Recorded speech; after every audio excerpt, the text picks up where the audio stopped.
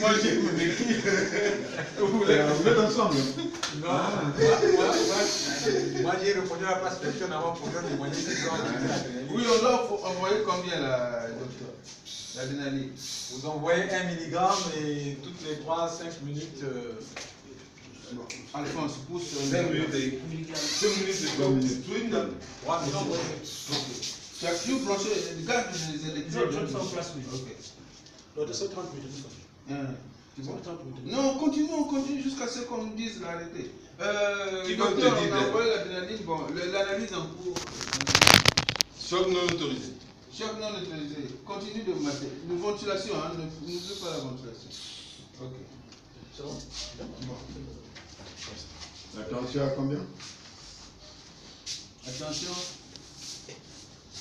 Imprénable. Docteur, bon là, nous sommes tous dans le massage. Le défibrillateur nous demande de continuer le massage, mais là, la tension est imprénable. Qu'est-ce qu'on fait? Continue. Il y a une équipe de sécurité Mais qui arrive. Bon, mais donc, il faut qu'elle arrive parce que là, nous sommes coincés dans un endroit qui n'est pas bien et puis nous sommes exposés. On ne sait jamais, ça peut toujours décider. N'arrêtez jamais la réanimation. Jusqu'à la clinique. Donc, comprenez dans quel état nous sommes ici. Il n'y a pas à comprendre, tu continues. Il faut nous envoyer le rapport. Et subitement, la victime tousse. Je vous envoie le docteur qui arrive. Ok. Subitement, la victime tousse. Ah, la victime tousse, donc ça veut dire qu'il a repris la respiration. Évalue, Alphonse, Maintenant, tu vas au combat. recommence là. La respiration, tu regardes, tu vois la respiration. Voilà. Il a repris les mouvements respiratoires. Bon, rebranche. Les mouvements respiratoires sont à 12. Voilà. 12 mouvements respiratoires par minute. C'est bon. Branche donc le masque. Voilà. Il faut l'aider. Branche le masque. La position, tu mets toujours à 12. Hein. Position 12 litres par minute. Regarde, ça ne veut pas dire que lorsque la personne reprend l'autonomie de la respiration, ipso facto, il faut arrêter. Hein. Il faut continuer. On peut l'accompagner. Hein? On suit maintenant son rythme et on l'accompagne. On l'aide. Hein? Ça veut pas dire à son rythme à lui. Hein? Tu l'aides à mieux prendre l'oxygène, à mieux consommer l'oxygène. Et toi, ton paramètre de contrôle, c'est la saturation. Pour voir. Toi, tu as le chiffre, donc la fréquence respiratoire, mais évalue aussi l'effet de l'oxygène sur la saturation en bas. La saturation à combien? Tout le monde. La saturation.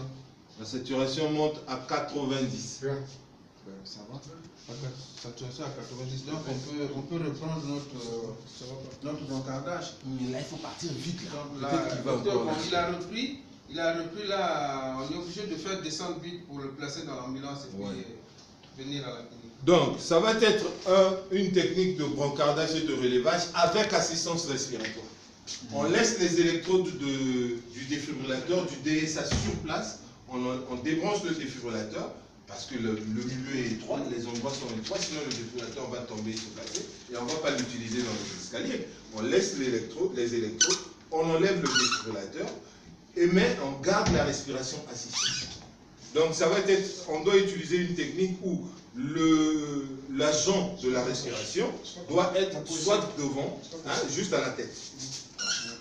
Ok, bon, Alphonse, donc tu resserres le matelas, tu fermes la vanne, hein, on va rapidement chasser l'air et puis on va...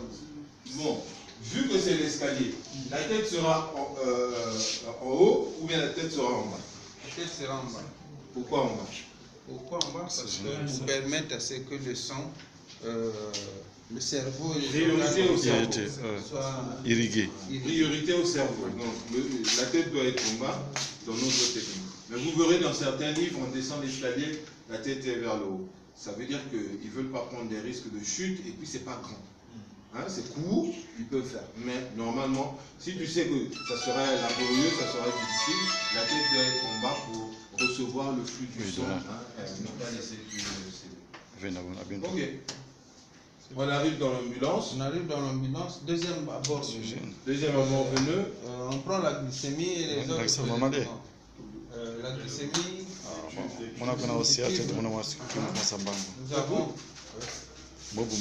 Mais il manque quelque chose. Donc vous allez continuer à prendre les tensions à la main, le pouls à la main, comme ça. on branche le scope. Ben oui, il faut dire ça. Le- Tu es maintenant dans l'ambulance, il faut l'ordinateur. scoper ton malade. On branche l'ordinateur, les fonctions du cours. On scope le malade. Si tu as, voilà, tu as le matériel dans l'ambulance, tu scopes ton malade avant même de poser le deuxième avant venu. Tu scopes ton malade dès que tu le positionnes. L'un scope, l'autre va devant avec l'ambulancier, et avec l'ambulancier bien sûr. L'autre prend le deuxième abord veineux pour continuer à faire les prélèvements. Sondage urinaire aussi, parce que Ouais. on a beaucoup de vampires. On fait le sondage urinaire. Bon, mais comme c'est dans la ville de Pointe-Noire, on peut faire ça. Ouais, à la clinique. Mais il faut toujours sonder les 4 sondes. C'est quoi les sondes communes aux patients? La sonde urinaire. C'est les 3 sondes. Hein. La sonde veineuse, donc le cathéter, la sonde urinaire et la sonde nasogasique. Voilà, fini.